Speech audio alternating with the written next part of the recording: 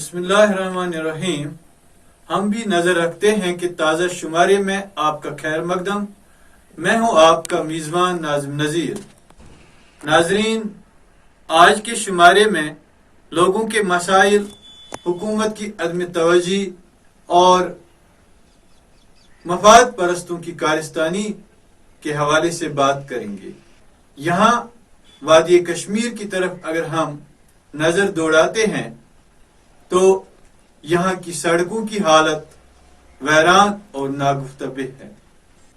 यहाँ की सड़कों में ऐसे खुड़ और खंदक हुए हैं कि लोगों का चलना, लोगों का अबूर मरूर मुश्किल बन चुका है, जबकि गाड़ियों की आमद रफ्त बिल्कुल मुश्किल और सख्त बन गई है। ये बात वाज़िह है कि इन सड़कों की तंगी आए रोज हादसात पेश आकर जाने जिया होती हैं। अगरचे सरकारी सतह पर ये दावे किए जा रहे हैं कि तामीर तरक्की के दौर में वादी कश्मीर को तरक्की की राह पर गामजन करने के लिए इक़दामात उठाए जा रहे हैं, लेकिन वैरान सड़कों से हमें लगता है कि यहाँ की हुकूमत, यहाँ की इंतजामिया अदम तवज्जी की शिकार है। ये भी वाज़िह है कि फंड्स सड़कों की मरम्मत और तजदीद के लिए वागुजार किए जाते हैं, लेकिन जमीनी सूरत हाल इसके बरअक्स है, क्योंकि जब फंड्स वागुजार किए जाते हैं तो ऐसे मफाद परस्त लोगों के हाथों उन सड़कों की तजदीद और मरम्मत की जाती है जो सबसे पहले अवामी फायदा के बजाय अपना फायदा ढूंढते हैं। और अक्सर लोगों की ये शिकायत रहती है कि शहर देहात की जो सड़कें, राबता सड़कें हैं या हमारी शहराएं हैं, उन पर जब मैग्डमाइज किया जाता है तो चंद महीनों के बाद नहीं बल्कि चंद दिनों के बाद ही वो मैग्डम उन सड़कों से उखड़ जाता है, जिससे फिर उन सड़कों की हालत वही होती है। अगर हम मजमूई तौर अपनी वादी के शहर देहात का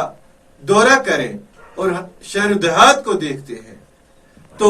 यहाँ की सड़कें जो 70 साल पहले बनी हुई हैं वो आज भी वैरानी की कैफियत बयान कर रही है। अगर हम बात करें कि अवामी सतह पर ऐसी रुकावटें पैदा की जाती हैं कि सड़कों की कुशादगी में लोग रुकावटें पैदा करते हैं, तो उन लोगों को सोचना चाहिए कि सड़कें हमारी जिंदगी के लिए अहम जुज हैं, क्योंकि इंसान को राह होनी चाहिए तब वो मंजिल पाता है। जब राह न हो तो मंजिल पाने की कोई वजूद ही नहीं होता है, और न कोई तसव्वुर कर सकेगा कि राह के बगैर इंसान मंजिल पाएगा। ये नागुफ्ता सड़कें, इसमें मफाद परस्तों ने इनकी तजदीद और मरम्मत में करोड़ों रुपए कमाए। ठेकेदार हो, इंजीनियर साहिबान हो या दूसरे मुतल्लिका अफसरान हो, जब भी कोई सड़क बनानी हो, सड़क की तामीर और तजदीद करनी हो, तो उस वक्त सबसे पहले जेबें भरी जाती हैं, सबसे पहले अपने मफाद की तरफ देखा जाता है, लेकिन इससे अवाम को मुश्किलात का सामना करना पड़ता है। और इसी तरह से हुकूमती सतह पर जो अदम तवज्जी का मुजाहरा किया जा रहा है, हुकूमत को चाहिए कि वो सड़कों की तजदीद और मरम्मत को तरजीही बुनियादों पर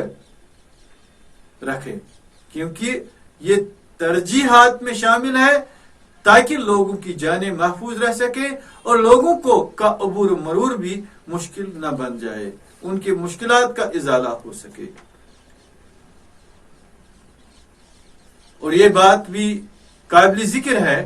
कि फंड्स वागुजार किए जाते हैं, मुतल्लिका महकमों से फंड्स वागुजार किए जाते हैं। इसी तरह से پانی کی سپلائی کی شکایت بار بار موصول ہوتی ہے۔ شہر و دیہات میں دہائیوں سے اگرچہ واٹر سپلائی سکیم قائم ہے، لیکن پھر بھی لوگ پانی کے لیے ترس رہے ہیں، اور اکثر و بیشتر لوگ سڑکوں پر آ کر، خواتین سڑکوں پر آ کر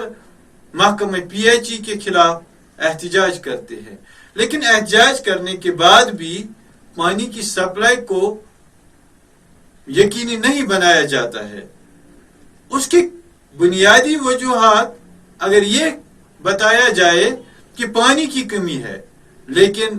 لوگوں تک پہنچانے میں سکیم کا معاملہ ہے، اور اس محکمہ میں کام کرنے والے ملازمین کی عدم توجہی، غفلت شاری کی وجہ سے لوگ پانی کے لیے ترس رہے ہیں۔ اس کے لیے محکمہ کو توجہ دینے کی ضرورت ہے، کیونکہ پانی ایک زندگی کا ایک اہم جز ہے جس کے بغیر انسانی زندگی ناممکن ہے، اور اس اہم زندگی کے اہم جز کی طرف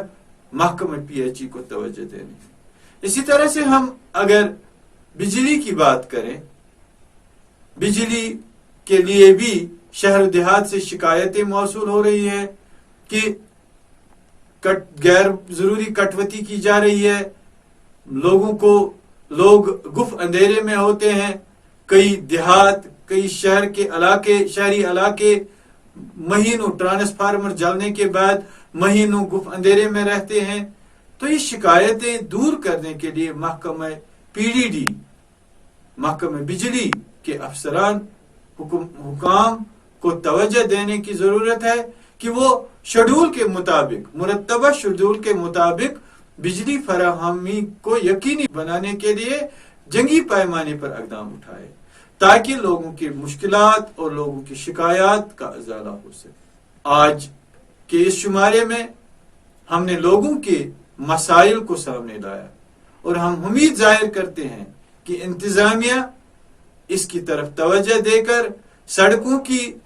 شان رفتہ کو بحال کرے، سڑکوں کی ناگفتہ حالت کو بہتر بنانے کے لیے اقدامات اٹھائے، اور پانی کی فراہمی کو یقینی بنائے تاکہ لوگ پانی کے لیے نہ ترسیں، اور بجلی کی سپلائی کو یقینی بنائے تاکہ لوگ گف اندھیرے میں نہ رہے۔ اسی کے ساتھ دیجیے اپنے میزبان ناظم نذیر کو اجازت۔ زندگی رہی پھر ملیں گے، اللہ نگہبان۔